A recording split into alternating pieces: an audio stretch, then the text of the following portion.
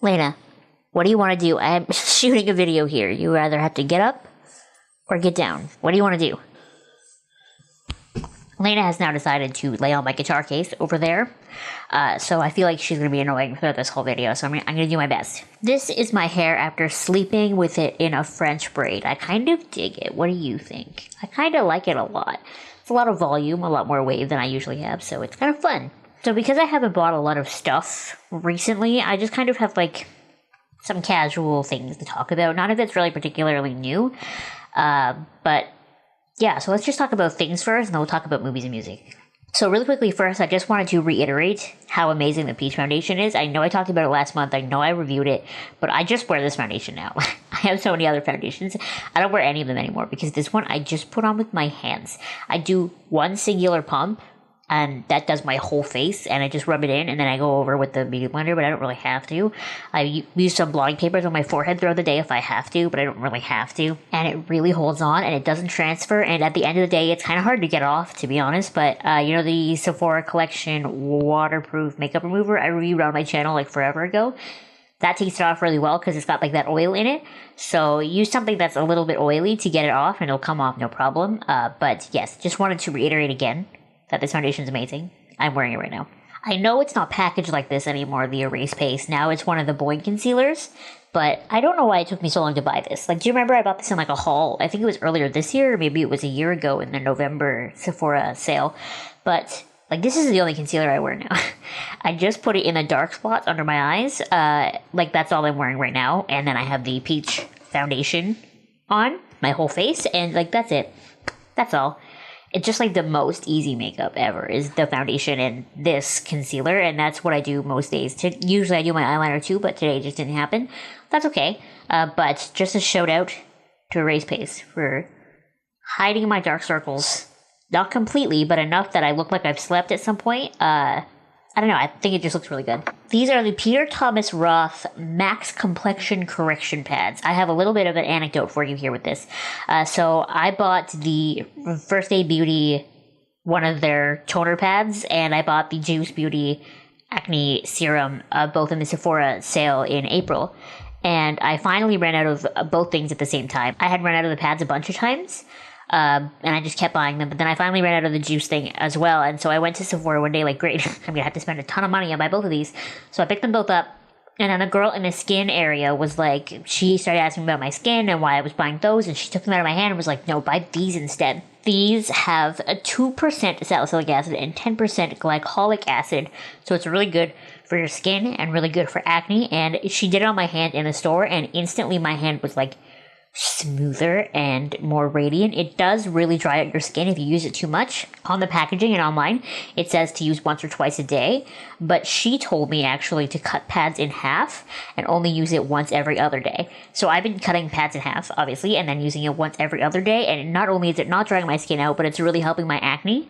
I was having really bad acne for a while there. Like, my face really broke out. I had like a lot going on my chin here. I had two big ones on my forehead. This one's still there. And I really have to credit this for helping my acne go away. It is expensive. This package of, how many's in here? 60 pads was $50. But I was about to buy two other products that were going to equal probably 60, right? So, I mean, expensive, but it saves me a little bit of money, and they're really great. So now this actually came in my sister Sam, who's appeared on my channel a bajillion times. It came in her top box. So I subscribe to AFC, she subscribes to Top Box. And this is the Redken, like a dry shampoo, but it's a dark dry shampoo.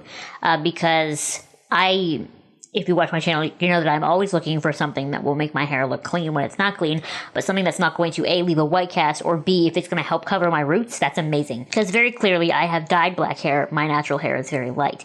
So as my hair grows in, it looks lighter. So if something could do both jobs in one, that would be ideal. So far, I hadn't found a product that really did that yet. And then this one. So what's cool about this one is you spray it in your hair. It's very wet when you spray it, but you don't rub it in, right? You just kind of leave it, and then you hang out, and then eventually it dries, and you brush through your hair, and it really does cover my blonde roots. And if I touch my hair throughout the day, it doesn't get all over my hands. It really does stay. Now, if I have an itchy scalp and I really get in there and I really itch, yes, my nails are going to come out black. but that's to be expected. I really just didn't want something that if I happened to push a hair out of my face, I didn't want A, little black particles to fall onto my face, and B, I didn't want it all over my hands. So this is amazing. This is safe. I plan on reviewing this on my channel at some point because I do like it so much. I feel like I need to like spread the word. But just to let you know, right now, this is amazing. I like this a lot. So if you're looking for, I think the actual technical name for it is the Redken Blow Dry 2-Day Extender. Because it's a sample size, the warning sticker is like right on the name of the product. But this is amazing. I like it a lot. But just another warning though, the color is very dark. I would only wear this if you have black hair, because it's probably too dark for you if you don't. Speaking about reviews, just as a fun little thing for you to know, all of my Tuesday reviews in November are going to be lip products.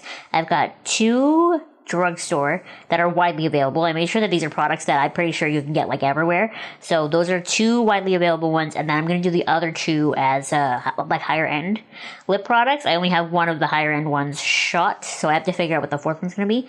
But yeah, just so you know, if you are into my Tuesday reviews, they're all going to be lip products this month. And that's about all it for things that I loved in October. Something really cool that I want to mention about October was because it was Halloween and that's like my favorite month, but I didn't really have a lot of Halloween stuff to do. I made a point to watch a lot of horror movies because I haven't really seen a lot of horror movies.